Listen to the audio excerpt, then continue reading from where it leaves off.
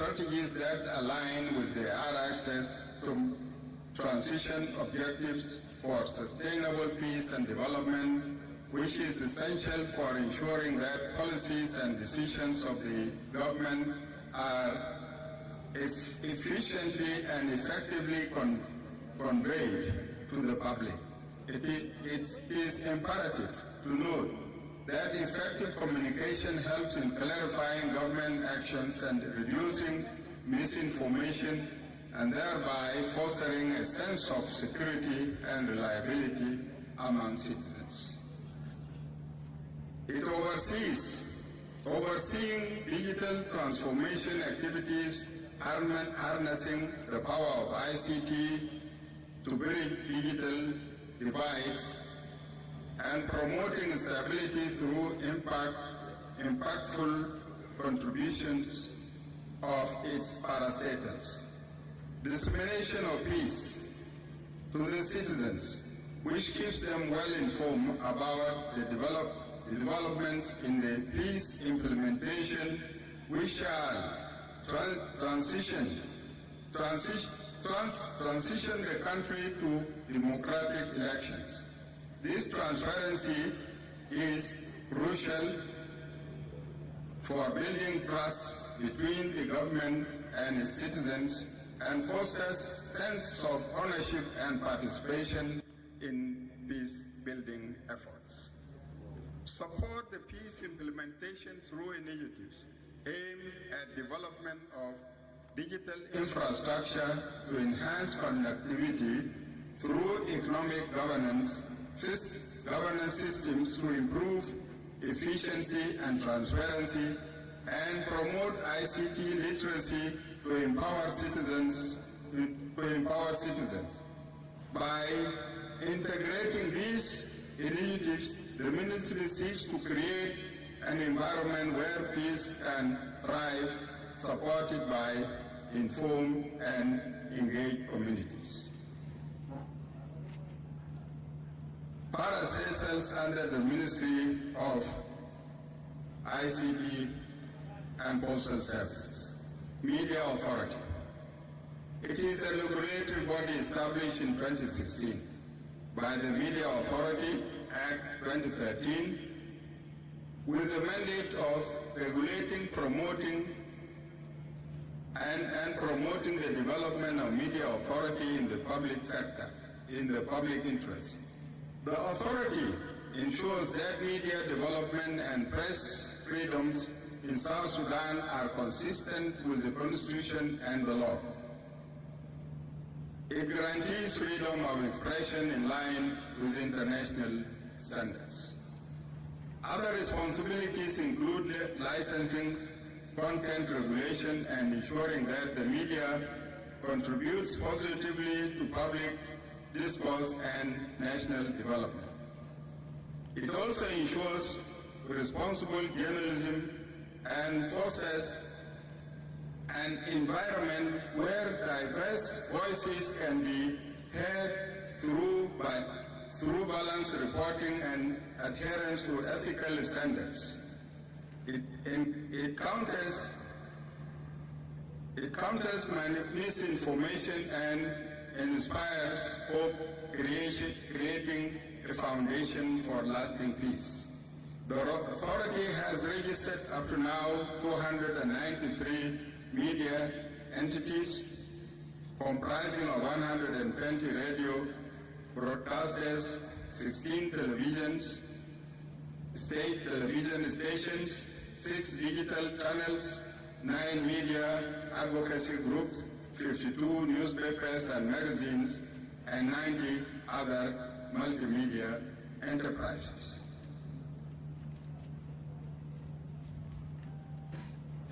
The National Communication Authority.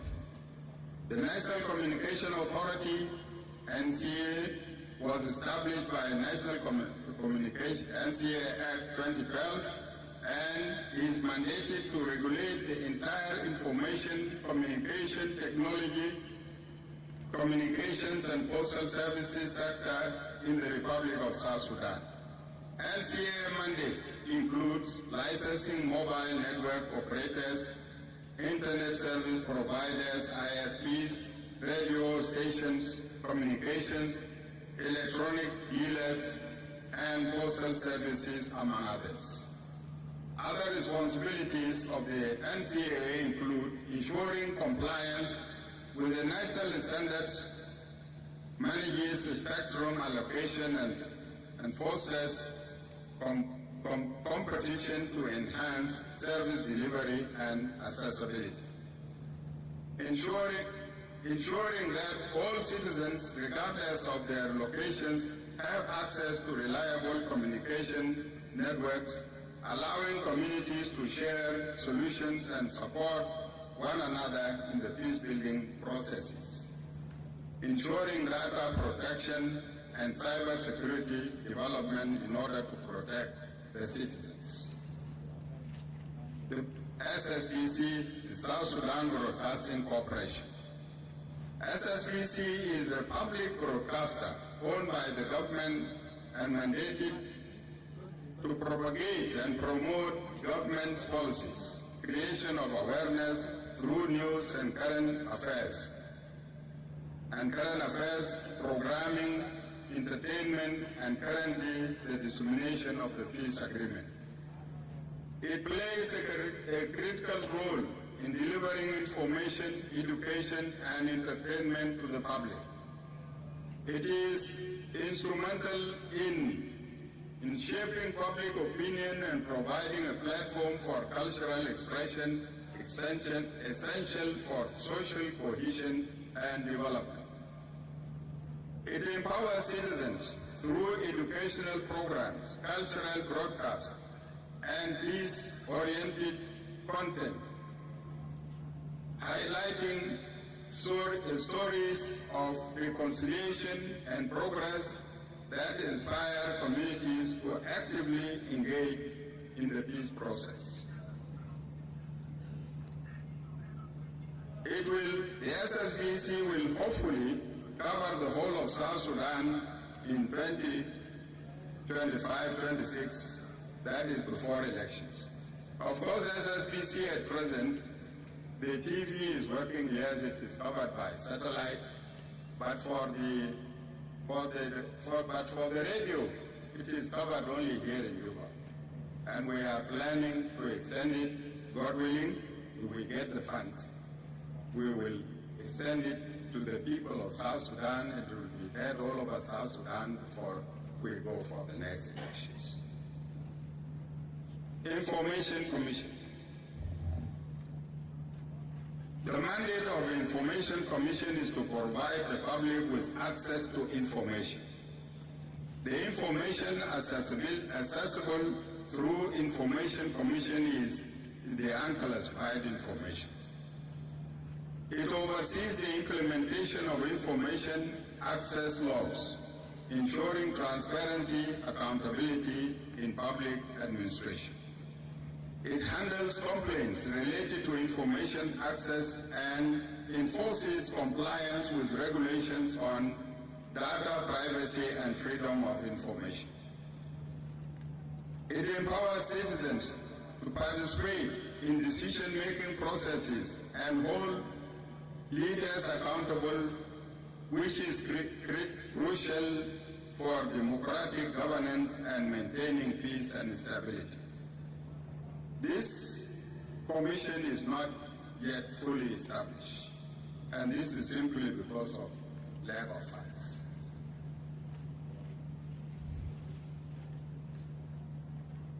Universal Service and Access Fund, USAF.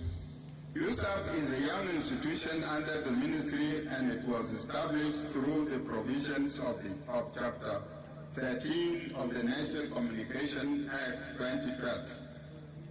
The principal mandate of the fund is to develop and deploy communication services to cover the unserved and the underserved urban, rural, and remote areas in the Republic of South Sudan. Strategic plans for the USAF are enhancing penetration of telecommunication network infrastructure and internet connectivity to to urban, rural, underserved and unserved and underserved areas within the country. Increasing beneficiary ownership of ICT products and usage. Subsidize ICT devices to rural areas, e.g. phones and computers. Support small telecom businesses, development programs, and create digital literacy awareness programs. Achievements. USAF has so far installed 16 towers across the country and distributed 80 cell phones to the rural communities, target groups, chiefs, elders, women, and youth leaders, despite its budget challenges and constraints. USAF plays a pivotal role in connecting our people so that they are able to access the digital services, and this is crucial in ensuring that peace is disseminated to the grassroots.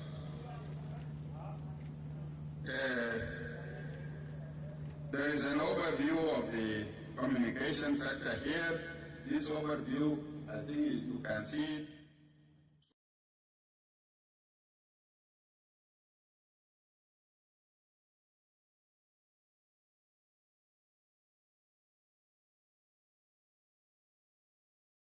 So far, with the efforts of the ministry, the government of South Sudan has managed to at least, is at present collecting a sum of 47 billion South Sudanese pounds every month.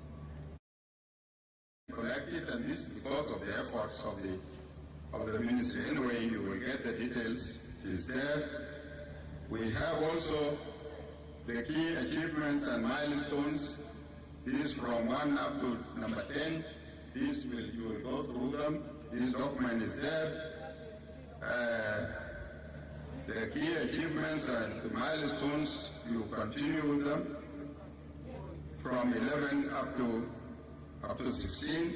You will go through them. And to conclude, Your Excellency, the Ministry of ICT and Postal Services, through its various agencies, will play a pivotal role in the extended R-ARCSS transition. It will enhance communication, promote transparency and facilitate participatory governance, in emphasizing that achieving these goals is a shared responsibility that requires active involvement from all sectors and citizens. Delivering effective ICT services is essential for sustainable peace and development.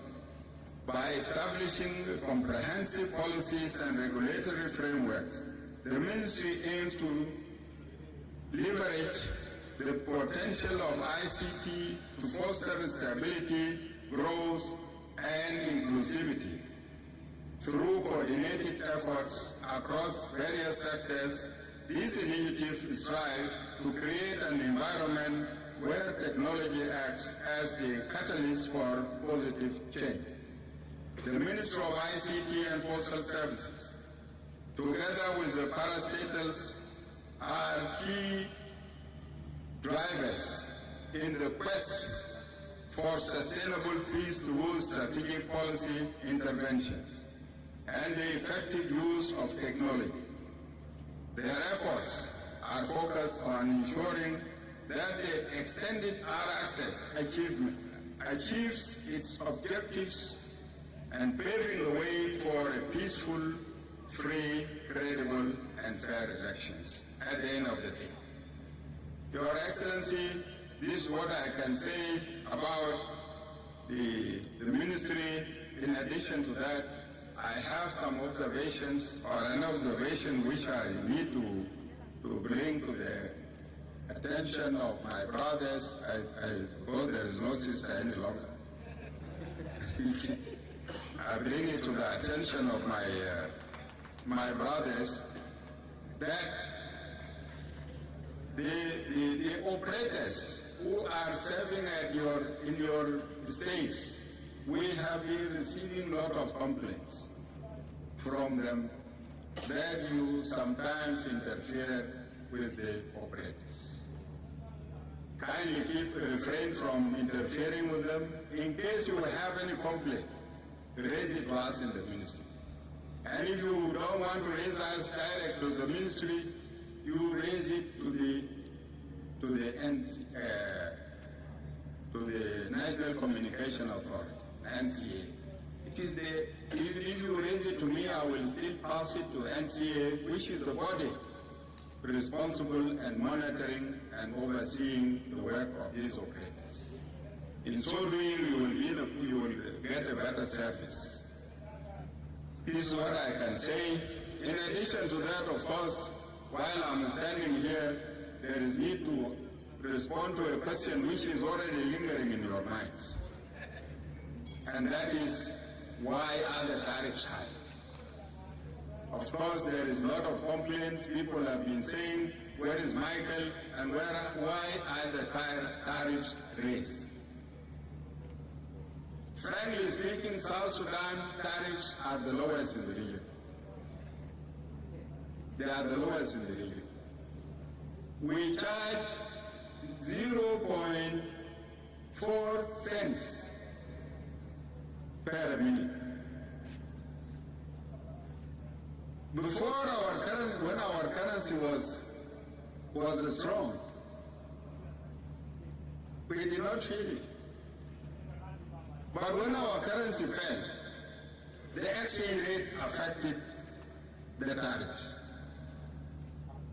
So the problem is we have not increased the charges, but in the exchange rate, it is the weakness of our currency that brought us all these problems. Because the operators, they charge in South Sudanese pound. So they don't charge according to the international norms, they charge on hard currency. But you translate that hard currency into your local currency. In the course of doing that, our charges, our tariffs go up. So the operators had been threatening, saying we are closing down some of these towers all over South Sudan, and especially the rural areas where they are losing more. They are saying we will only maintain our activities in the cities and in the towns. And we said why? They said because of we talked to the central bank. The central bank is not in a position to allocate lump sums to the operators in accordance with the central bank rates. So we left this to the central bank, and the central bank said with the operators, and they agreed, that we will be charging you charge the people of South Sudan according to our bank rates, not according to the black market rates. So the prices that are, the tariffs that are being charged at present are in accordance with the bank rate. And as long as the currency continues, they will continue all the time to charge according to the bank rate. When our currency gains power and it gains momentum, the rates will automatically also begin to fall. So we had two options, either to tell the companies to close down, or we let them continue in accordance with the bank rate. And we opted that the better that we continue with them and they are paid according to the bank rate. So if you are saying, if you are anybody who is complaining, refrain from using the telephone. Yes, because it is not compulsory. If you feel that you are being overcharged, you better refrain from using it. And also, this will also give us the opportunity to learn how to use telephones. Because there are people who use telephones for conversing for over 1 hour, 2 hours, 3 hours. And at the end of the day, you begin to complain, well, you are overcharged. They are not overcharged. It is you who is overspending. So, this is what I can say, Your Excellency. In the course of discussions, I will be ready to answer any of the concerns or questions that may be raised. Thank you very much. Thank you, Honourable Michael, for this presentation. We now learn that your ministry is generating a lot of money and is going to that NRA. I know. Yes. Now it's time for Honourable Martin.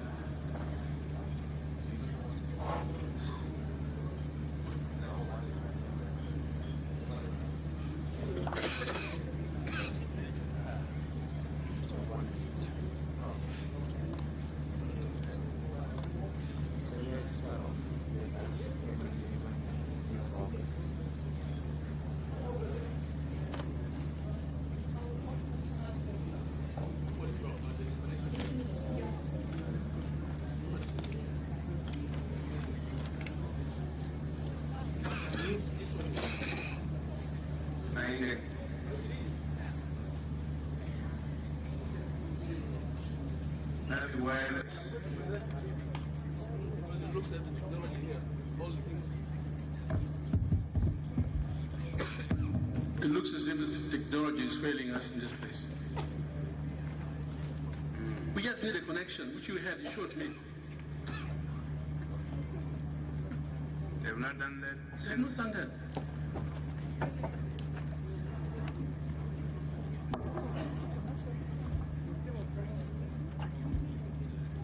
Then do it wireless, can you know?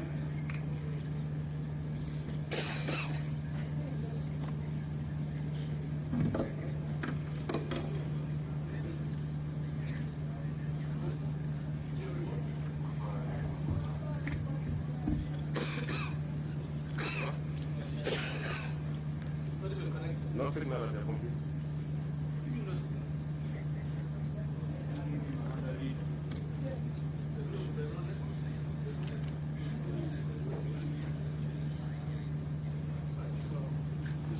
Sorry, I have to proceed. Chair, I'm sorry that our technocrat seems to be behind. But I'm required to present on the status of implementation of the R-ARCSS, and that's what I'll proceed. For those who don't know me, I'm Martin Lumuro. I'm the Minister of Foreign Affairs, but I'm also Secretary General of the High-Level Standing Committee. I'm sure all of you are conversant by the fact that we had signed an agreement in September 2018. And that agreement was to solve very many things. One, the conflict 2013. Two, the August 2015 agreement. Three, the conflict of 2016. All of these were combined and we agreed as parties on September 2018. And that was to take us for election in February 2022. But because of the many delays forced on us by the lack of funding, we had to write assessment and agreed as part of the agreement that we extend the transitional period by 24 months to the 2nd of February 2023 to February 2025, and an election was supposed to take place in December 2024.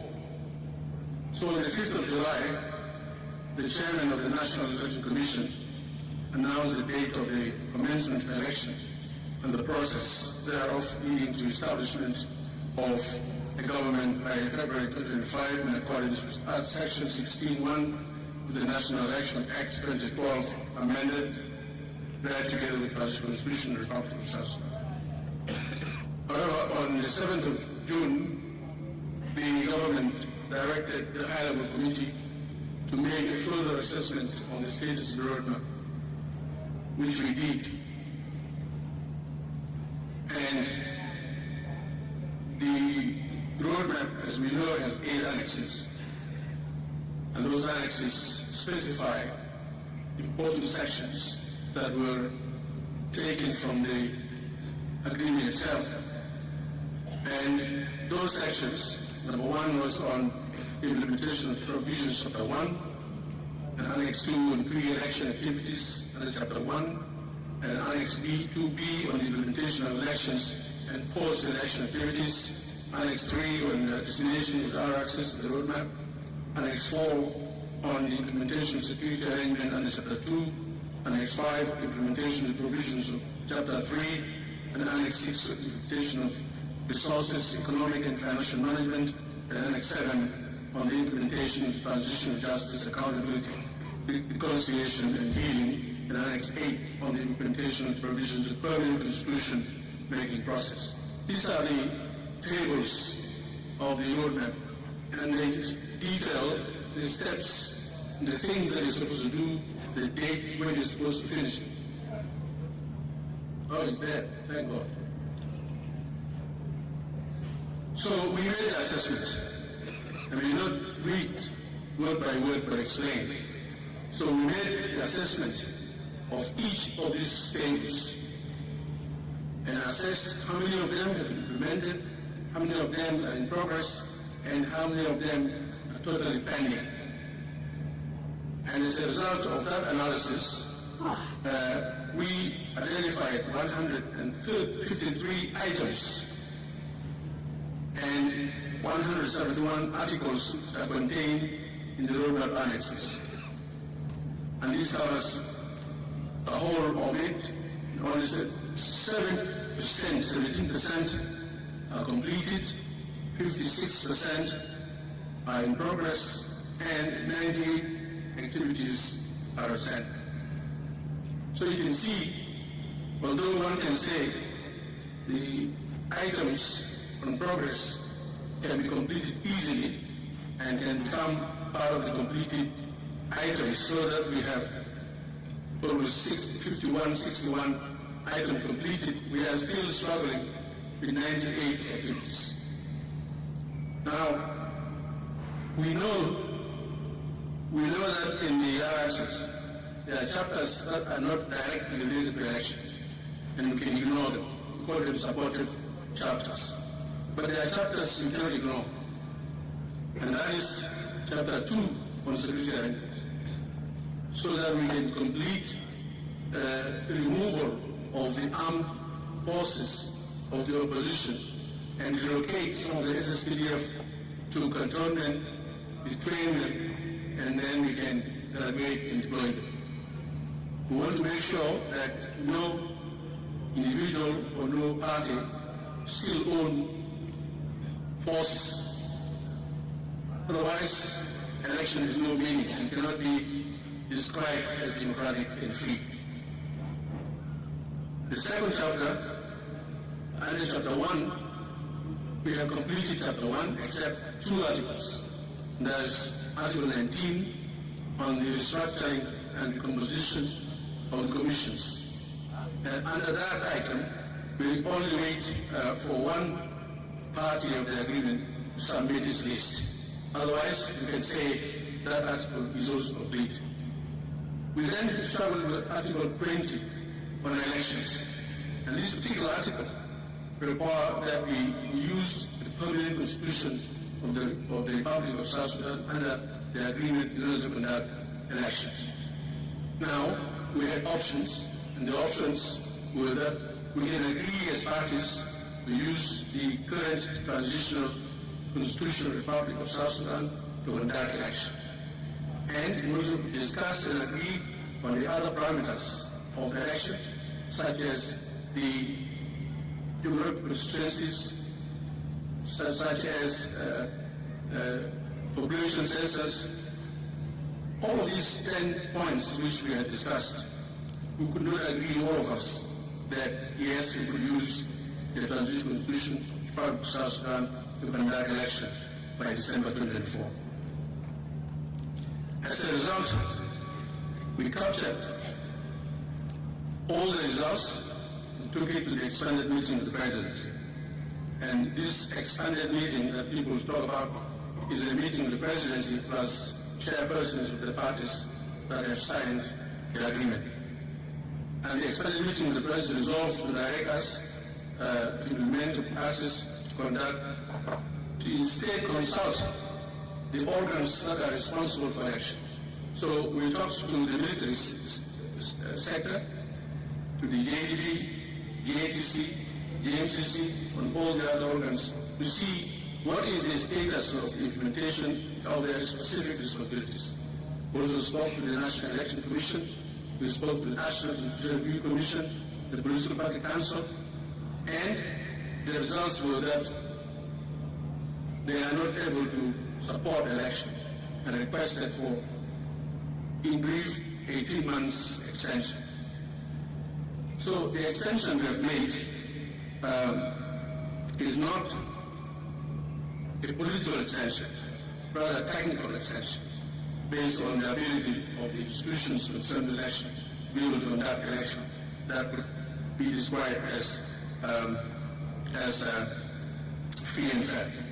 So I will not go to the details of what the summary report of each institution, because I've already described it and you read the rest for yourself. In the interest of time, this is the summary of the MTC, summary of the JTSC, summary of the JDB, summary of SDRs, summary of the National Election Security Mandate, summary of National Election Committee, MTC, summary of NCRC, summary of NEC, summary of Political Parties Council, the summary of the Bureau of Statistics, summary of the National Bureau of Standards, statistics again, continued, summary of all the sectors of the security sector, continued, and all of them, as you read for yourself, the minimum is 18 months. With this in mind, we now have the challenge of how to postpone the election and extend the period. And so we had to go to the procedure that the agreement had set itself. Now that the parties to the agreement have agreed, under Article 8.4, we have got to go to the Council of Ministers, and we got approval of the Council of Ministers.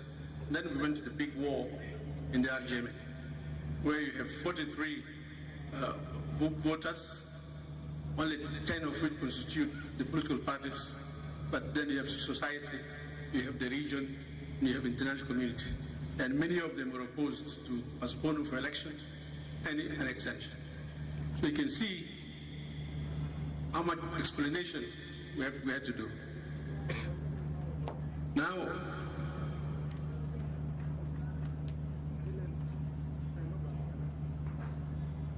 the question which is really bothering us, now that you have got the extension, what are you going to do differently so that you can meet the target of December 2026? We have got the ideas, I'll read them for you.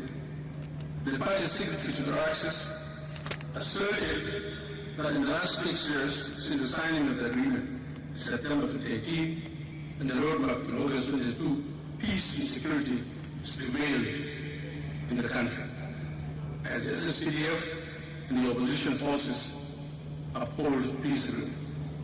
The sporadic skirmishes and road attacks perpetuated by the non-signatory rebel forces in Equatoria and Upper Nile have diminished substantially, and the sporadic insecurity among communities is now manageable.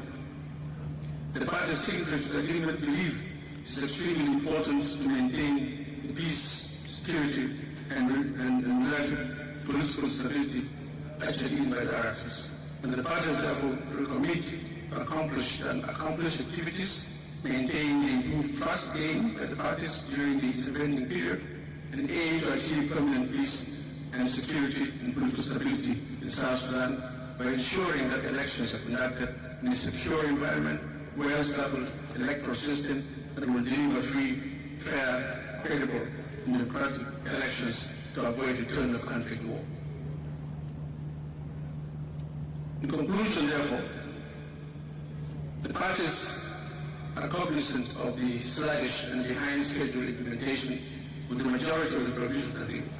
The parties, however, recognize that achievement made during this period at all the levels, and the High-Level Standing Committee observed that the security sector mechanisms and the election-related institutions created the agreement have not completed the important provisions of the agreement and task of their as the organs of each sector, security and related, have requested for more time and reliable disbursement of funds to complete their mandates and ensure peaceful and democratic election.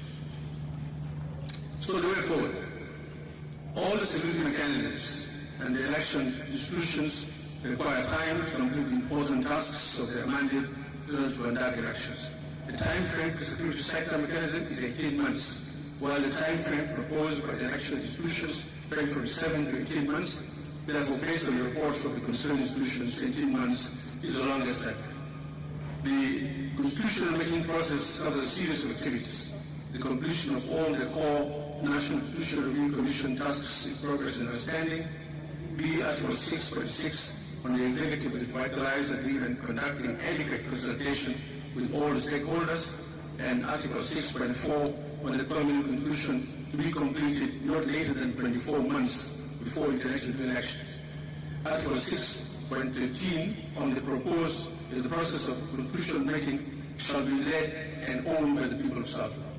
This is and from the analysis of all the institutional reports and the above points, permanent constitution can be delivered within 18 months plus 2 for amendment of the Election Act 2012 as amended.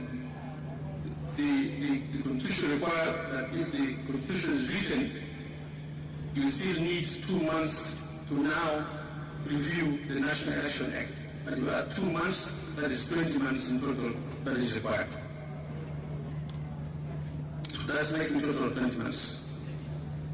Final recommendation: postpone the elections from 22nd September 2024.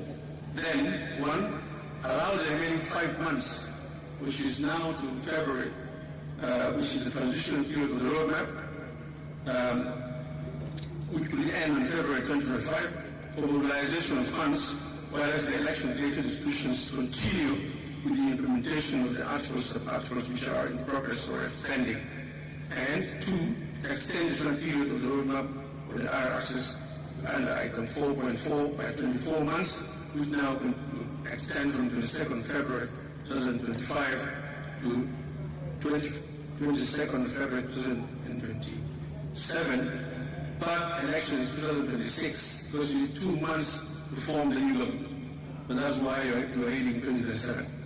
Now, considering the many tasks of the agreement that must be accomplished in order to concern institutions to conduct free, fair, credible, and democratic elections in South Sudan, A, the parties signatories to the agreement on the Resolute Conference of the Republic of South Sudan endorse the postponement or delay of the elections scheduled for the 2nd of December 2024 as recommended by the concerned security sector mechanisms and election-related institutions.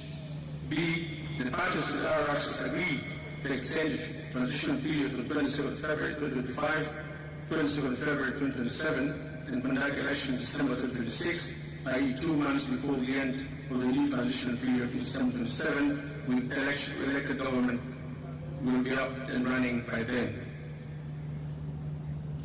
What are the measures to ensure and adhere to the time frame to set up the R-ARCSS? Resolve funding constraint. A, or Roman 1, all security sector mechanisms and related institutions have not completed the task associated with their respective mandates severe funding constraint. Two, the total budget required by all the election-related institutions started at $433 million.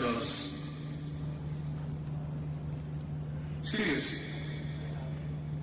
So the high-level committee will continue to engage these institutions to reduce the budget. We believe some of these budgets are outrageous. It can be done in probably less than 10 million, 20 million.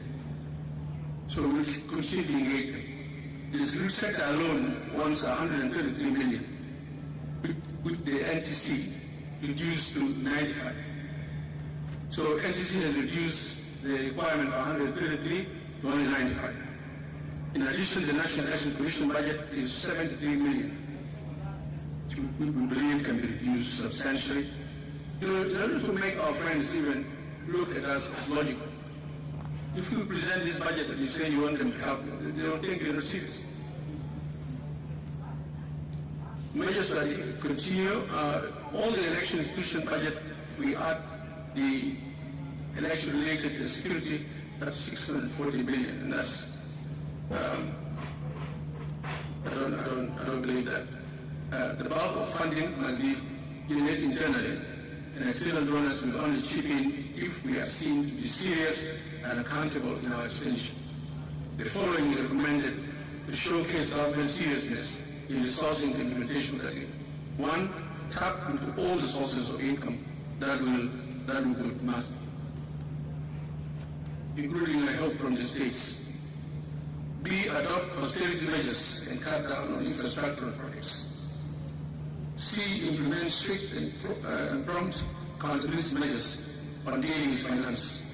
With these measures in place, we can confidently approach the international community to provide us assistance and hope to get a positive response.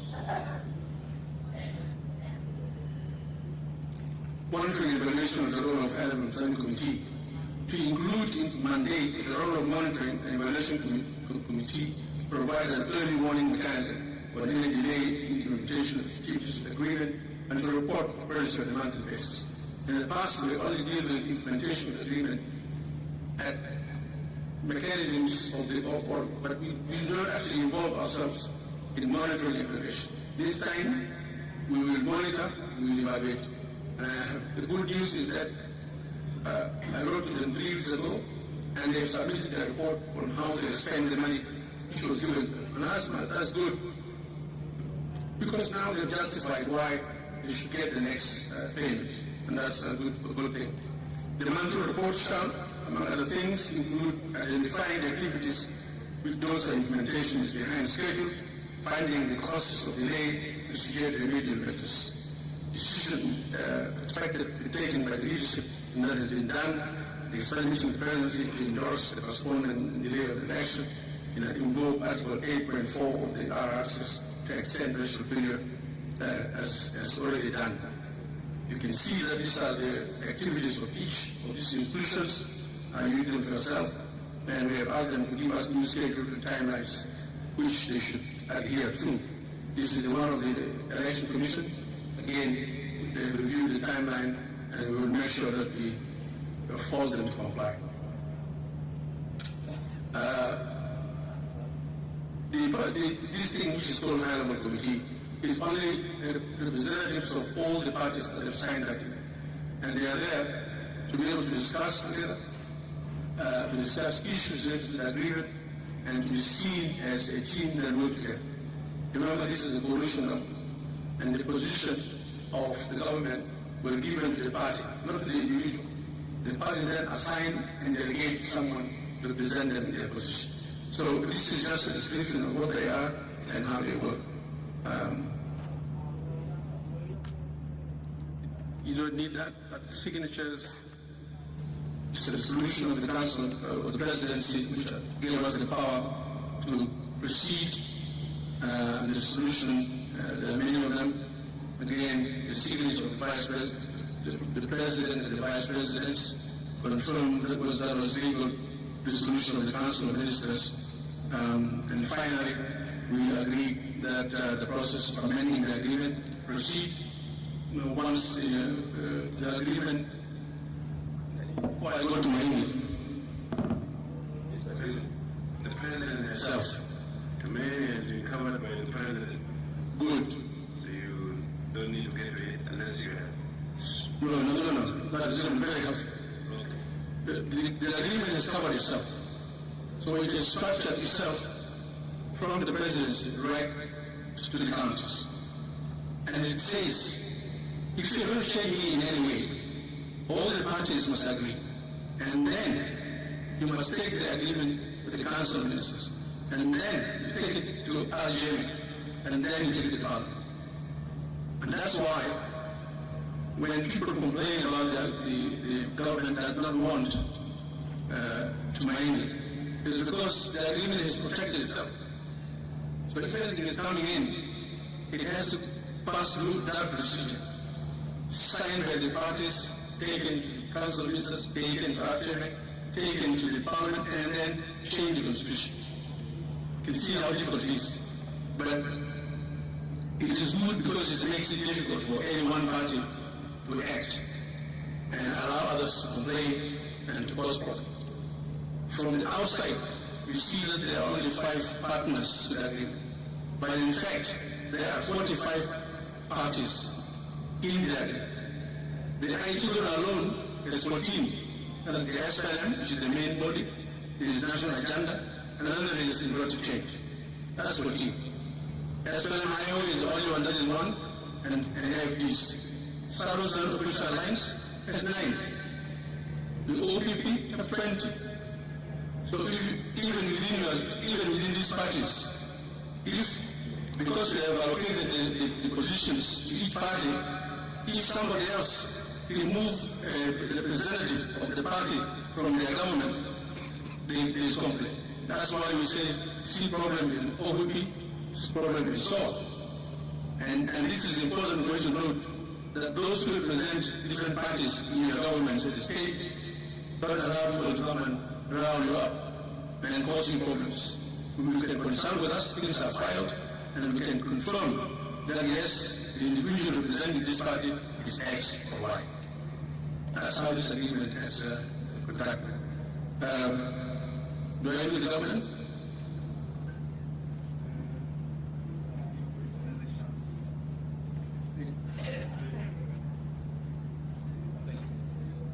Let's concentrate on the peace, the governance. You need a special time. Maybe the government will govern Minister of Government Affairs. We leave it to the Minister of Government Affairs. Yes. Because I'm talking. Oh, you're suffering. Yeah. Well, then, at a time, then you get to it.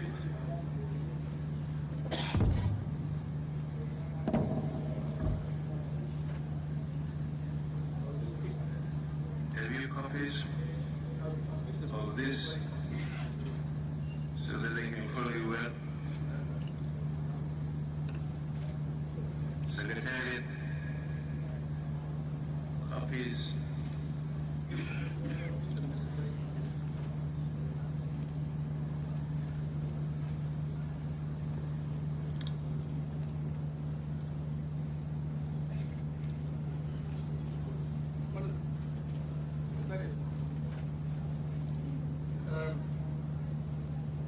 This is our favorite. This is the one that I really would like time to take you through. Because the government at national level has been set up. The cabinet has rules, regulations, how it works, how it is divided, how it makes decisions, how decisions are processed, and it makes it solid. I understand. 20 minutes to do it. And I'm going to jump over it and choose. I understand at the state level, some of the states do not even hold cabinet meetings. I don't know why. So it would be useful if we had enough time and even sit down with your ministers, take them through, so that they really understand. Because if we have a strong government structure, then our decisions will also be strong. And as I said, the cabinet is not a debating chamber. It's not a parliament. It is there to make decisions. And the decisions of the cabinet must be based on clear authentic documentation, proven. Otherwise, if it's only the decision of one person, the government decides, then that decision will hang in the air. They cannot be traced, they cannot be held accountable, and no one can defend it. So, this is the structure this is the structure which we are proposing to you. And it's a structure where the governor is there, you will have somebody, executive officer, you will have your advisors, and then you have your clusters. In the cluster is a small cabinet of specific ministries which will come to. They are there to discuss matters that relate to that sector and make it easy for the cabinet to make a decision that is clear, but also reduce time with the cabinet. We need this to be, we hope you can bring your ministers of cabinet, and this is the process. That's like glue, which is a reduced copy. Where things come from the ministries, they come to the Ministry of Cabinet Affairs, they are discussed, they are sent to the clusters, and from the clusters, they then go to the cabinet. If you don't do this, then really we have a problem. And we will make sure we'll bring the ministers. And there are reasons for doing this, which you can read. But this is the cluster. For example, the government cluster at the state level should look like this. Minister of Information and Communication, Minister of Parliamentary Affairs, Minister of Building, Minister of Government and Law Enforcement, and the Minister of Government Affairs.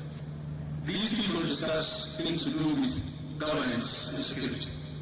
They discuss them, they pass a recommendation, then once the minister concerned presents to the cabinet, that is then approved by the cabinet, and the resolution is made. And it is important that these pieces sit together because that's also create cohesion and teamwork within the system. This is the economic cluster. You have the Minister of Agriculture, Environment and Forestry, Minister of Trade, Minister of Finance, Minister of Roads and Bridges, Housing, Public Service and Animal Resources. Again, they discuss issues relating to that sector together. It's a team, and then they make a recommendation to the cabinet. So the cabinet now makes a decision based on a document that has been transparently discussed and debated, that being removed, and make recommendations so that we can move forward. This is the service cluster, for cooperation, rural development, gender, child and social welfare, labor, public service and human resource, health, general education and instruction, and then culture, youth and sports. Again, we discuss issues to do with this sector. If you have set up your government in that way, as a governor, you are confident that the decision that will be required from the whole cabinet is based on recommendation of somebody else who are technocrats. They would have studied it properly and they make sure that everything is in order.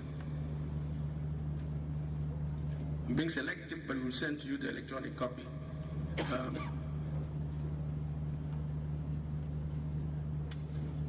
But why do you have to make a decision unclear?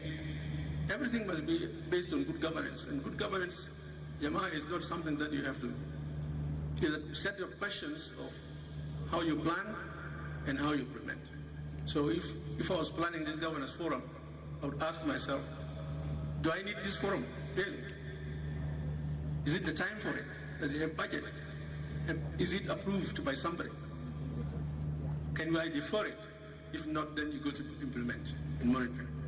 And that's why it's important for people to discuss things transparently, because then you're within the realm of good governance. Otherwise, you're in bad governance. And bad governance means all the bad things: corruption, dictatorship. Somebody will simply say, "Da kan amul qarar, qarar bta'ini hai." No, the dawla. It belongs to all the people. So decision must be made on shared ground. And this is why we are keen to train you, our people, so that you leave a government system. We are not there forever. We set a system. When we leave, there's a system that somebody will come and take over and improve on. And that's how we intend to help once we get enough time. Mr. Vice President, I think that's enough today. Thank you. Thank you very much. You've done it in less than 10. Well, we have listened to 4 presenters. Now it's time for the plenary. And if there are questions,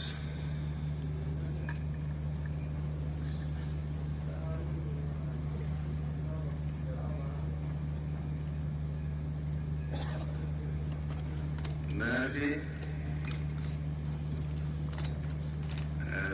what I have, and we make them short, because if we can gain time, we can go to the presentation by the Speaker of Council of State. Yes, it's you sitting behind.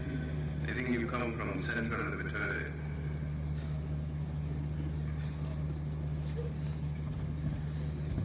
Thank you, Your Excellency, the First Vice President. The rest of the protocol is observed.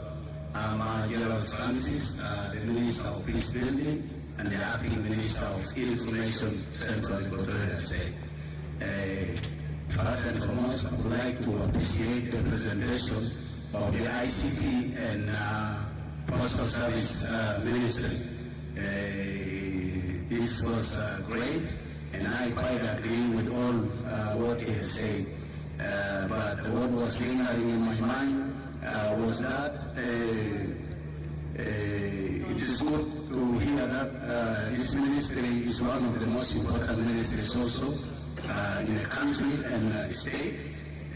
But what I was expecting was that since now the ministry is now generating revenues, we have not heard about the plans, what the ministry is going to do to our state ministries, so that to facilitate them financially like the other institutions that are getting grants from the national government.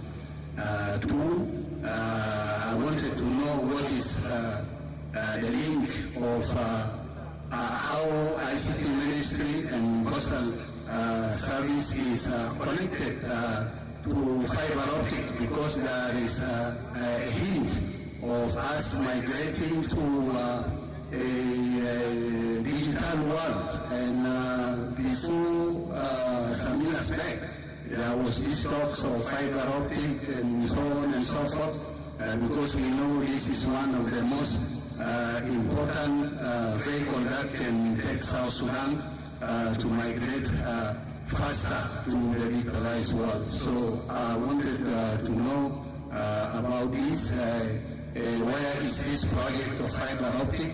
Is fiber optic already in South Sudan? EVS, why the delay of connecting the state governments to it, especially for us who are here in Central Equatoria. We are very close to this ministry, so I wanted to know something about this. Thank you. Ministers, then that would be from yes, next yeah.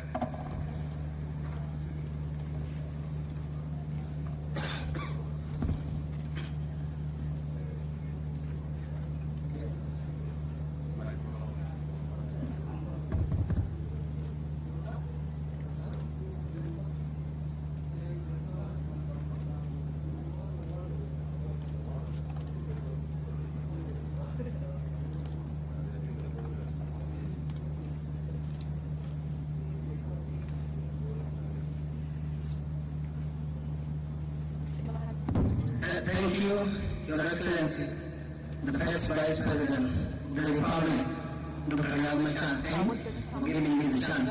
I am Honourable Majo and Him Dal, State Minister of Finance, Planning and Investment, Lagos State.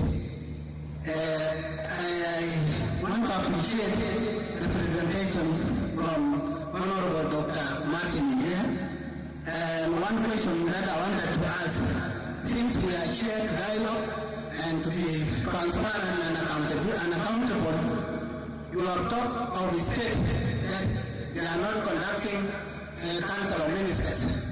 I think you need to be specific in one of the states because the governors who are involved here, they are stakeholders and they are also the part and parcel of this, the government of national unity. In particular, in Lagos State, we are conducting a council of ministers since from 2021 up to today within the government. So in Lagos State, we are going to develop another mechanism by His Excellency Lieutenant General by what we call expanded council of ministers. That is inclusivity of advisors and even chairperson of commission in case of major bills that are conducted by the state ministers. All the advisors and the state chairperson of the independent commission, they are also involved. That is why we term it expanded council of ministers. I think in Lagos State, we are well going on with this format of the governance cluster. So on the cluster basis, we are also doing that, especially in the economic cluster. I'm the chair of the economic cluster in Lagos State, whereby the ministries that you have mentioned, they fall under me, and we have been holding this council cluster meetings since from 2021 up to today. We are doing it. So I want to assure the national government and the public of South Sudan that in Lagos State we are going on with the structure of the national government. So we need to be specific in case of one state that might have not set up the government system. It cannot be generalized. All states are not doing council of ministers. Thank you.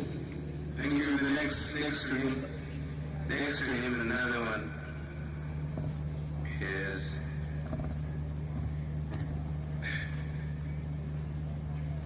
Thank you, Your Excellency. I am Madit Mawena Hik, the State Minister of Peace Building, R-ARCSS State. The presentation of Honourable Minister of Information was so good. It is comprising of many challenges in terms of information. Our security is actually based in collecting information, and we know we have a challenge in communication. There are areas where network is not reached in various states where we came from. My question is, we know since the independence of South Sudan, we have networks that had existed during Sudan time. That is in an MTN. And as a state or a country, we did not establish our own network where we as a country can rely on. And if we have that, it will simply coordinate our information in a simple manner. Do your ministry have that plan? That's the question I need to put. Thank you very much. Thank you. Yeah, behind him. Yes. Thank you, Your Excellency, the co-chair of Governors Forum, the first Vice President of the Republic of South Sudan. Speaking is something longer. It said Secretary General of the State. My question is going to Honourable Minister of ICT and Postal Staff. Thank you, Honourable, answer one of the questions that has been lingering in our minds. But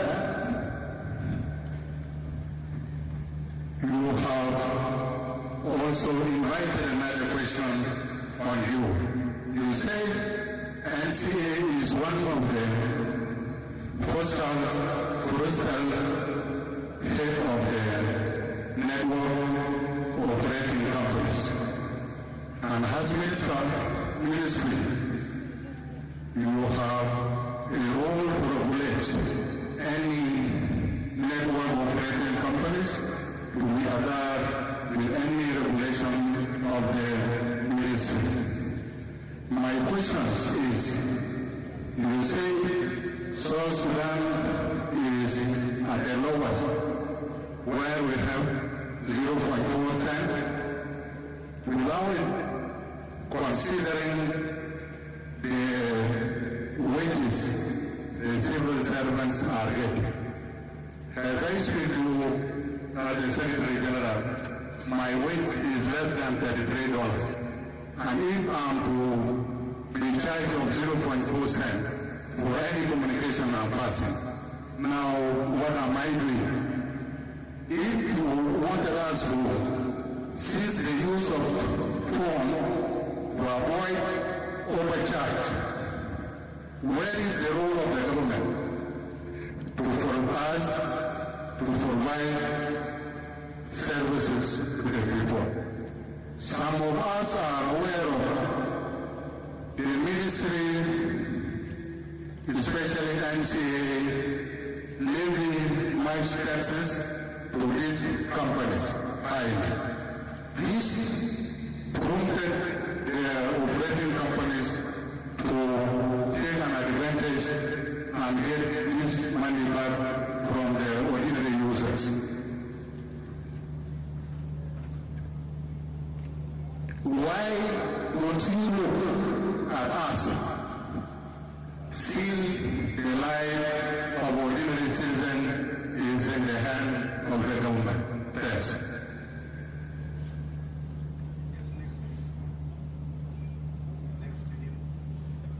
Steve? Yeah.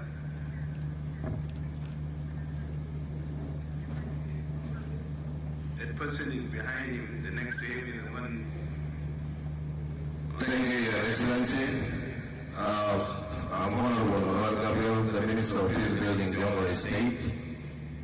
I would like to raise some few questions to the Honourable Minister of Information in regards to the network operation in the Republic of South Sudan. Honourable, your presentation has been good, but my question is, why is it that the network operators in the Republic are still using 2G? Moreover, our neighboring countries are using 4G and 5G that has got high-speed internet. This is the first question I would like to raise. The second is a concern, because I go to counties and most of the time I'm cut off from the state due to network issues. And specifically in Jonglei State, there are challenges of fuel, especially for the network operators that are at the county levels.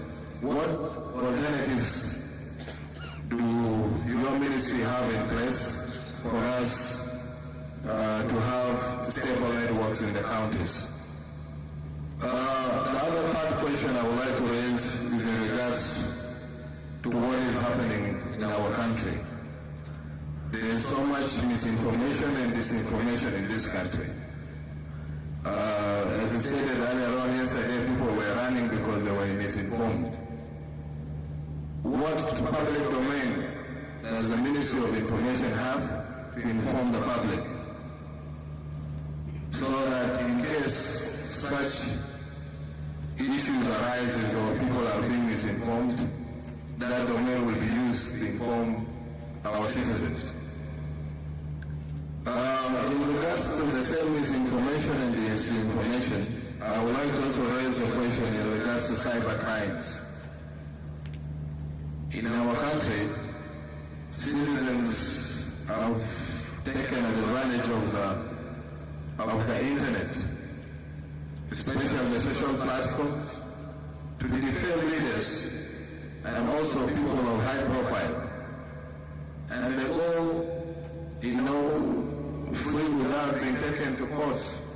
Do we really have courts that try issues related to cyber crimes? This is a question that I also want to raise to the Honourable Minister. Thank you for the chance, Your Excellency.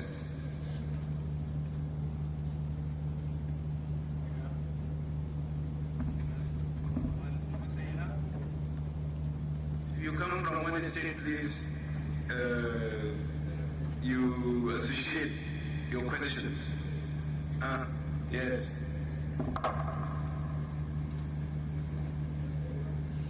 Thank you, Your Excellency, for the opportunity. Taban Emmanuel, Minister of Parliamentary Affairs, Central Equatorial State. I had a number of questions for Honourable Minister of Information, but unfortunately I think possibly some of the questions have been taken away already by my colleagues here. That's good, then you can say. Yes, so I have two more. One is we've been hearing rumors about digital, the way we are hearing the other rumors, that digital is a national career. So may I have this opportunity to ask His Excellency, Honourable Minister, whether digital is a national career or a foreign career? If it is a national career, then why is it tagging along with the rest of the foreign careers? Because I thought they could have worked with the government to reduce the tariffs that we are having. The second point has been asked about the fiber optics. We were relying on the fiber optics. We thought that it was going to be implemented very soon and it was going to take the tariffs down. But it has taken years now that the fiber optic has not been implemented in this country. Can His Honourable clarify on the fiber optic? Thank you.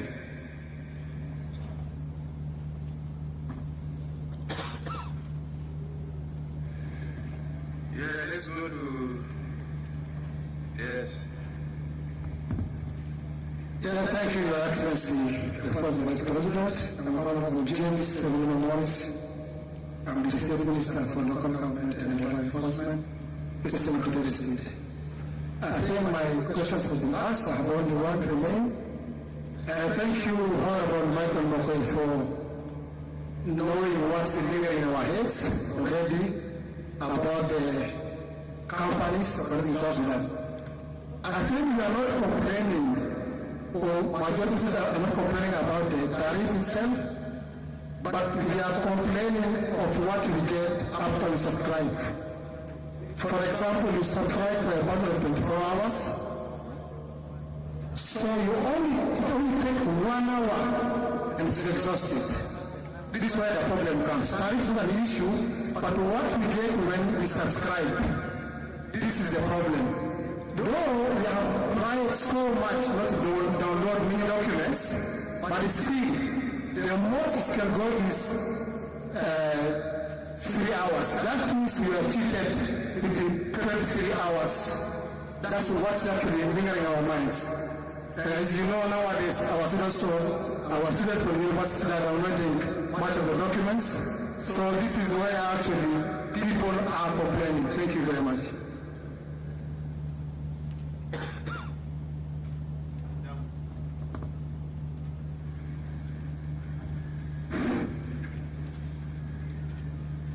Thank you very much, Your Excellency, Dr. Riek Machar, the first Vice President of the Republic of South Sudan. And also I would like to thank you so much for moderating the session for this one. First, I'm Honourable Marco Lokidoma Champion, the Minister of Peace Building, Eastern Equatorial State.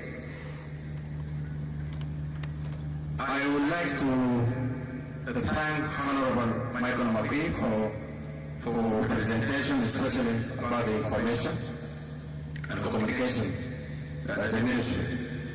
My concern is that I come from the state where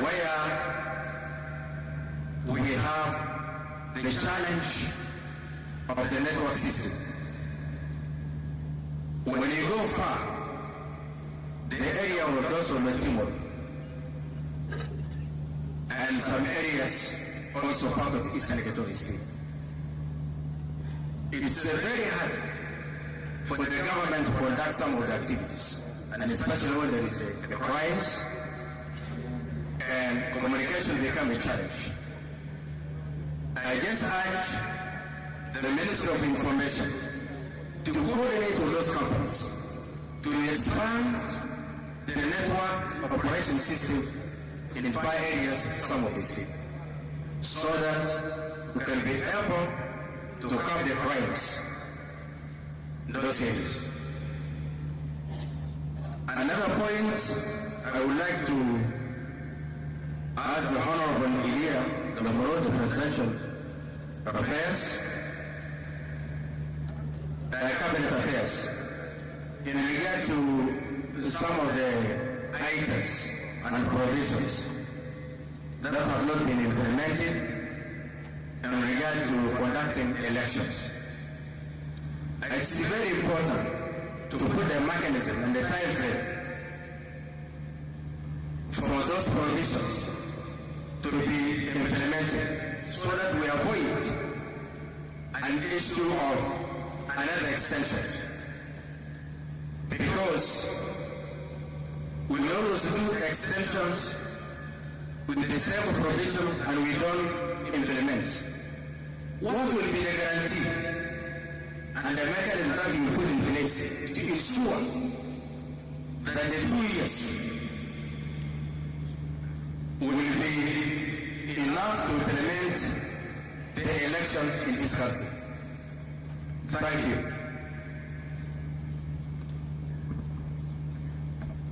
Now I think we should move to Mike and McQuay. Apparently all the questions are yours, except the last one which was not clear. Yes, Mike.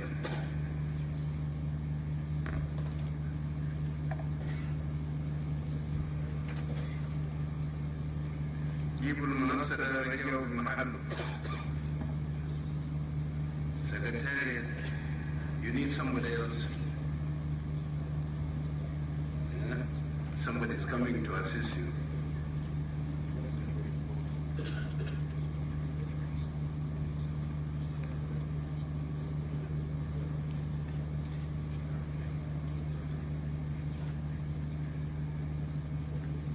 Tell us, keep the quiz.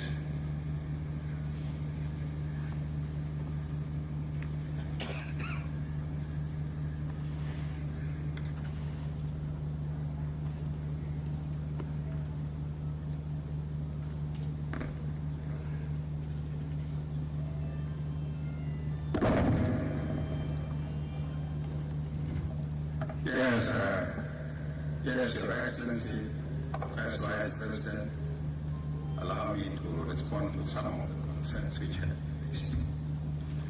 Yes, Excellencies, brothers and sisters, the participants of this workshop, I really appreciate and thank the participants and especially those who ask their questions. It is their right to get informed so that when they go out from here, they also go out well informed. And the process of information starts from here and it continues up to the end. So it is important that we move from here, meanwhile things are clear for us. Yeah, most of the questions as stated are actually mine, and even the last ones. The last one, implementation mechanisms, I will also attempt to respond to it. My brother, Dr. Martin, is traveling and he has already gone to go and prepare. On the first question asked by Minister Francis, Minister of Information, on the resources and what grants does the ministry give to the states. Let me put it very clearly. All that money which I have mentioned there is not ours. It does not belong to us. It is collected by the Revenue Authority. The National Revenue Authority is the body that collects all the revenues. And we are only custodians or figures because we are the ones who monitor.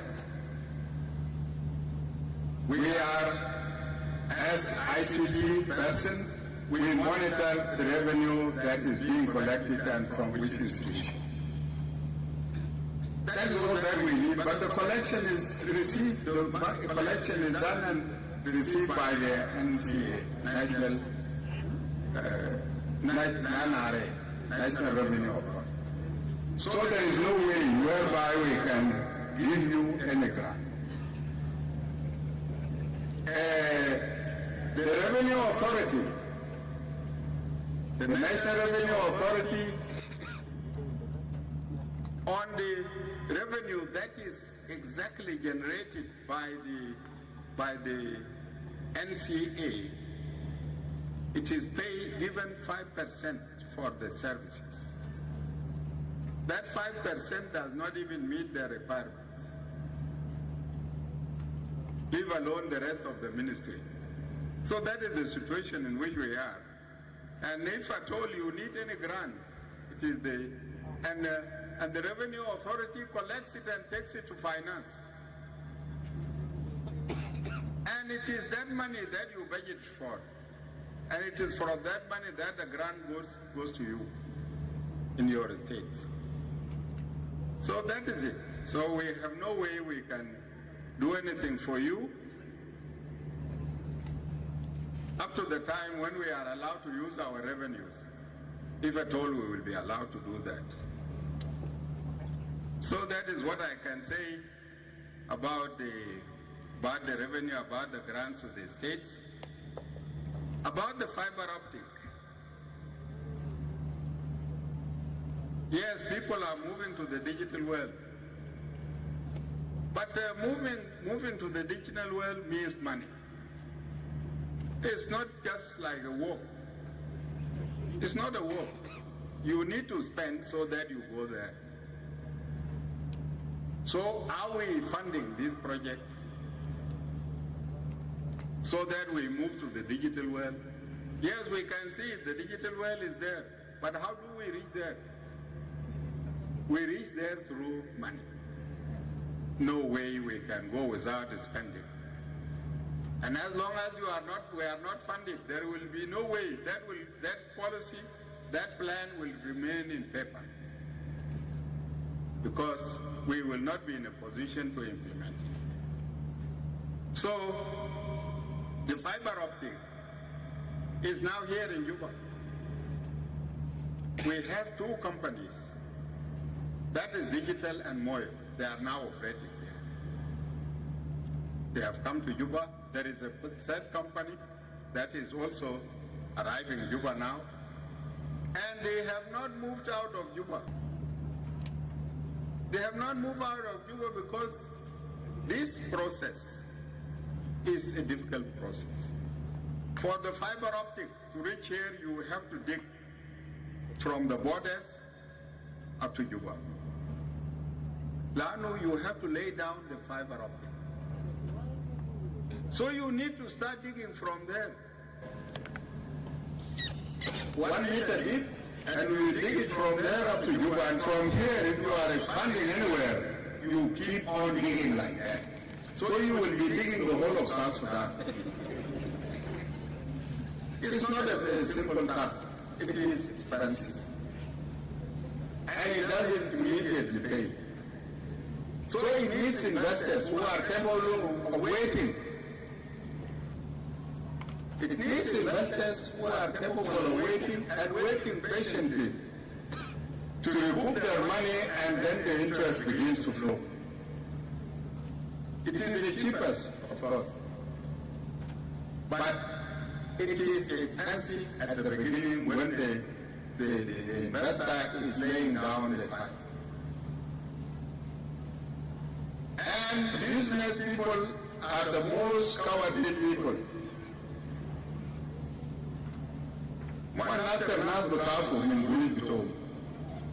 So they will not risk whenever they see that there is anything, like what was happening in Bari, people were frightened. This to a businessman is serious and cannot just risk his money.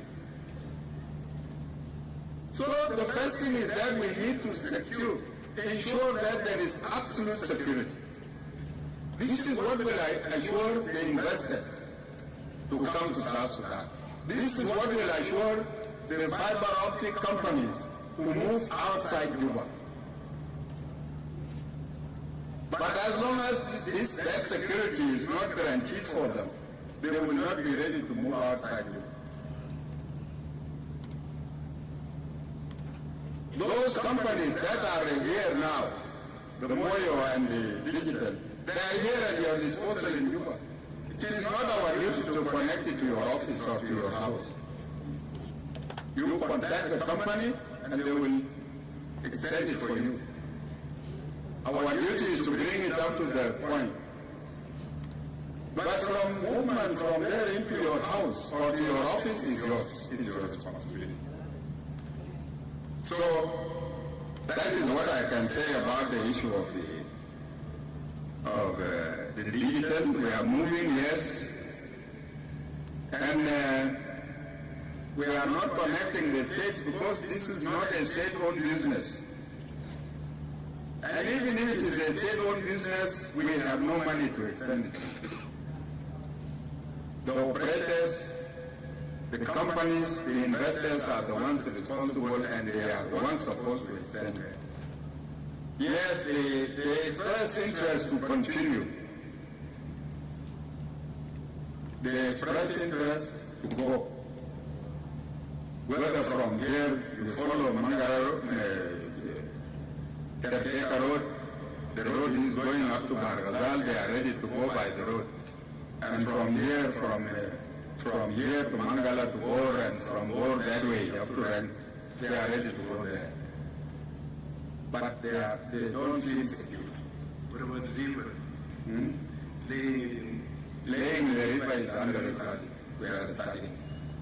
Because sometimes you can put it in the river, and the river sometimes changes its course, and you are left in crisis. This is the problem. Anyway, that plan is on. We are studying it, and we'll see how best it will be addressed. So that is the situation in which we are. And we cannot decide to use the satellite, because the satellite will be more expensive. Will be more expensive than fiber. And if you are complaining now about the tariffs, then you will complain more if you use the satellite. Because satellite will be more expensive.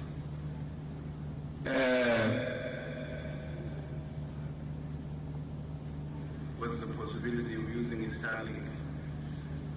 Well, for the Starlink actually is in question. Starlink is in question because we have no means of monitoring the Starlink. Starlink is an American company based in America. We have no means of monitoring Starlink and knowing even the revenue, so that we collect, at least find an Atariga to collect our revenue from them. They are the ones who will come and say, this is your revenue. And we will have no means of verifying whether what has been stated is correct or wrong. So that is one. Number two, we are incapable of controlling any of their equipments. This is why we are saying So then we studied and know it exactly. We are not advanced in technology. Countries like Rwanda, like even Kenya here, they are advanced in technology and they are capable of monitoring and controlling Starlink. Do we have all these facilities? No. Shangada, we should not risk of using Starlink at a time when we are incompetent and not capable of knowing what it is doing.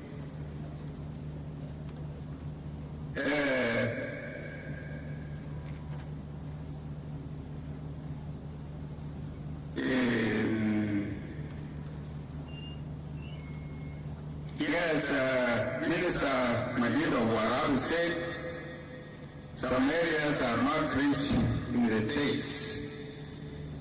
Yes, we have not reached only, we have, and I think I have mentioned that USAP was established in order to render service to the underserved and the unserved urban and rural areas.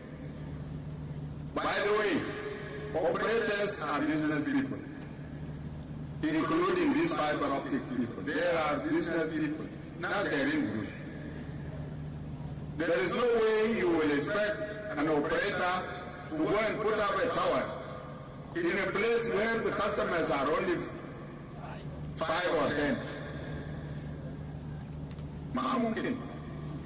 Because the cost of running that tower alone is will be more than the amount being generated there. So they will not be ready to go and run, set up a tower there so that these 5 or 10 or even 50 people are connected. This is why we are setting up the USAP in order to address these securities, these issues of concern. If we set up a tower, we will be in a position to render service to those people irrespective of their numbers. And this is where we are capable of putting up towers wherever there is insecurity so that our people are cared for.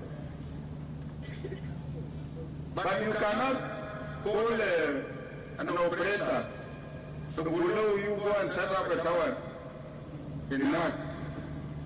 He will say no. And we will not force him to do that. This is why USAP is there to render a service. Except that USAP is incapable of rendering full services because of the cost. Otherwise, the few towers that we have set up, there are some of them which are even now set up and we have not yet put up the gauges on them. The towers are there. Some people have been calling me here and there.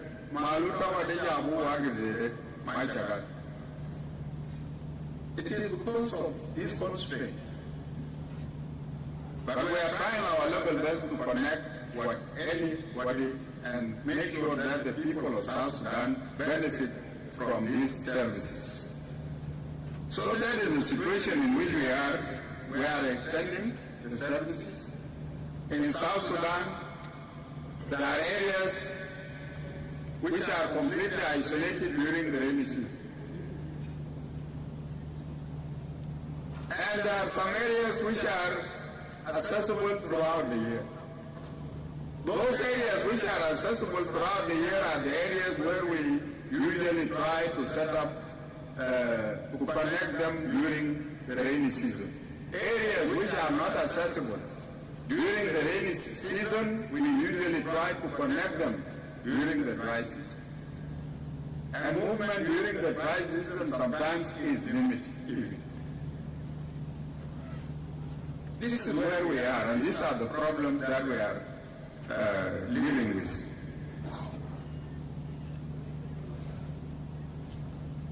This is why some of the states are not, some of the areas in the state are not, some of the areas are not connected. But nevertheless, we are trying our level best. we are trying our level best, because the most expensive is the second half of the area which is there. The rest are simple. But putting up an antenna is the most difficult thing.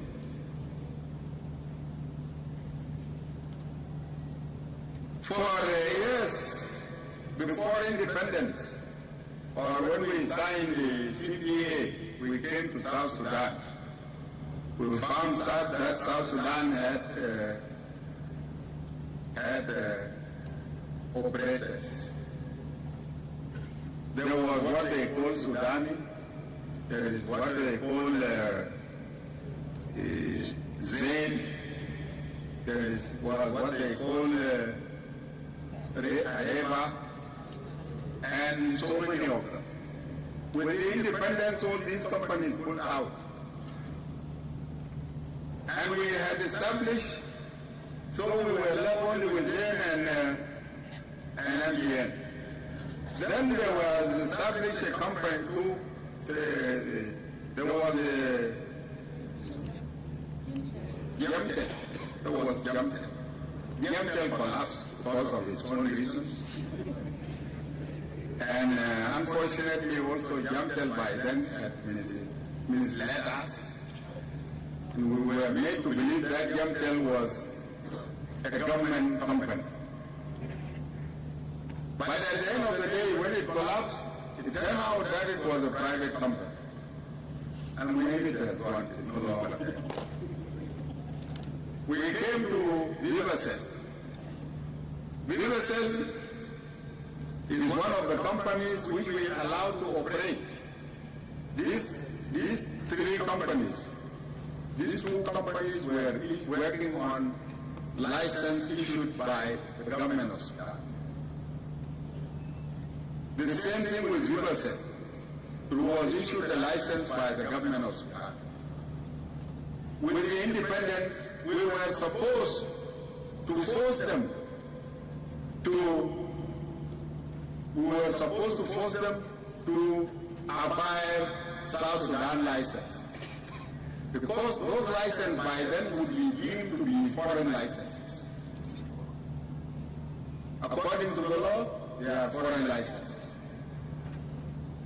But because we don't want to interrupt the operation, the government of South Sudan decided to allow them to continue to operate with their licenses until that time when their licenses expire, and then they acquire South Sudan license. When the period of Vivacell ended, we asked them to acquire a South Sudan license. They refused, so we closed them down. We suspended them. With the suspension, they decided to take us to the court, and we are still now in the court of arbitration. Probably the decision will come out next month, before the end of this year. But that is the situation in which we are. And MTN, at present, we are negotiating with them because their license is also ending. That is the situation in which we are. So, Zain and other companies are not indigenous. The only company that was established recently is Digital. Digital is an indigenous company owned by South Sudanese. This is the only company that is operating, but it is a business company. So you don't expect it to say, well, I am a national company, and as such, I want you to pay us at this rate. Because whoever sets up any business means he wants to make more money. And if you want to make more money, then you must make charges. And if you make charges, then you make business. So the fact that digital is an indigenous company doesn't mean that digital should forfeit all its rights because it is an indigenous company. No. Mauman Tiger Fisu. As a Sudan Fisu, are they forfeiting the rights because they are Ginubi? No. It's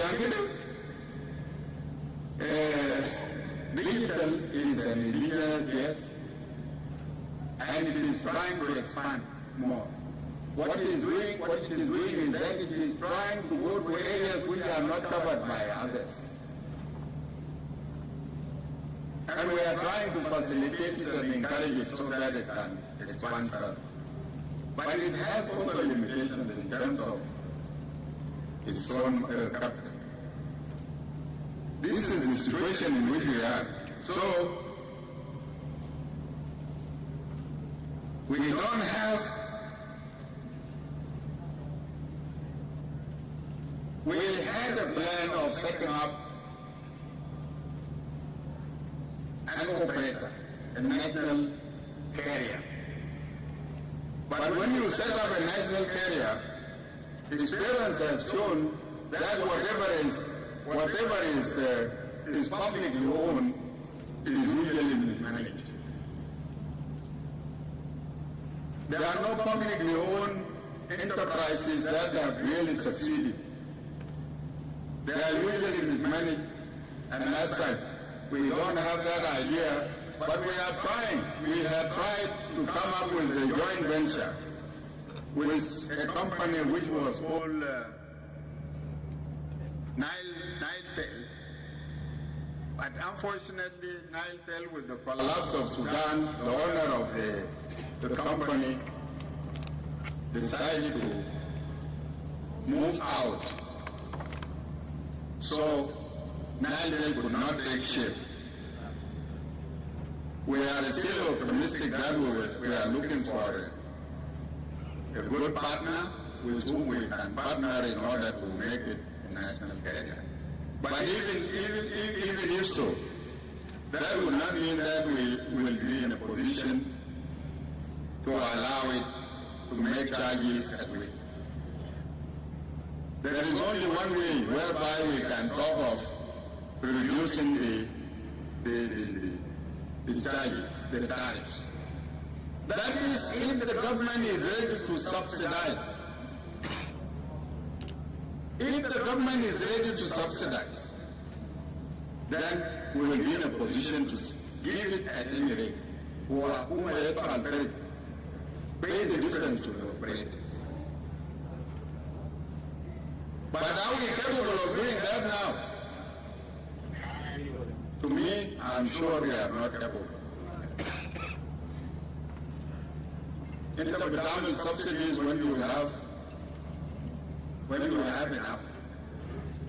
But as long as we don't have the least, then we say we will not be in a position to do anything now, but let us wait for that time, when that time comes.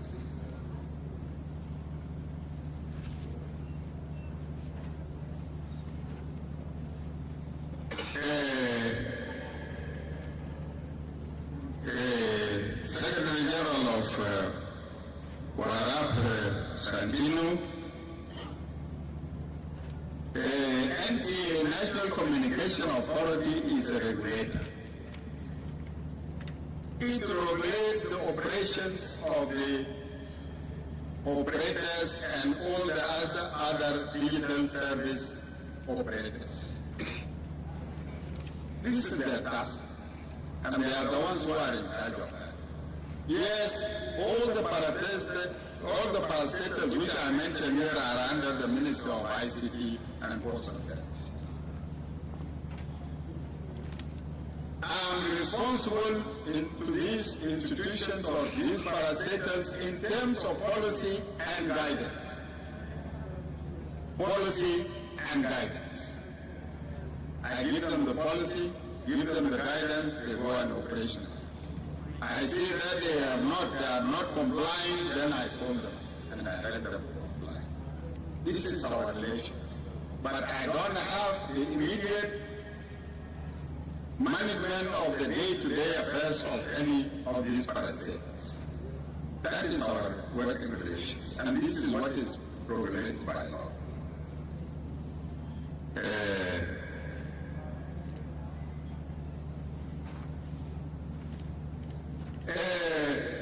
The government, in fact, charges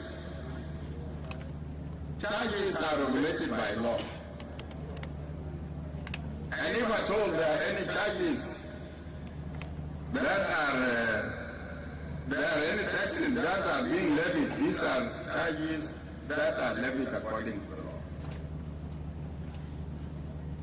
The 0.4 cents had never been there. In some countries it is 0.5, in others it is 0.6 cents.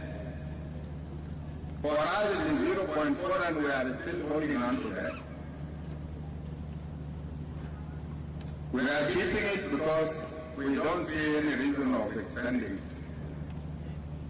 We cannot just expand it at a time when our people are still far from all this.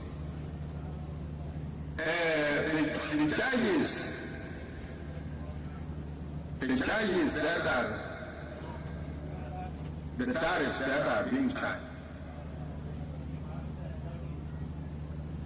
they don't increase because of the taxes that are being levied. No. They, as I started earlier, they increase because of our exchange rate, because of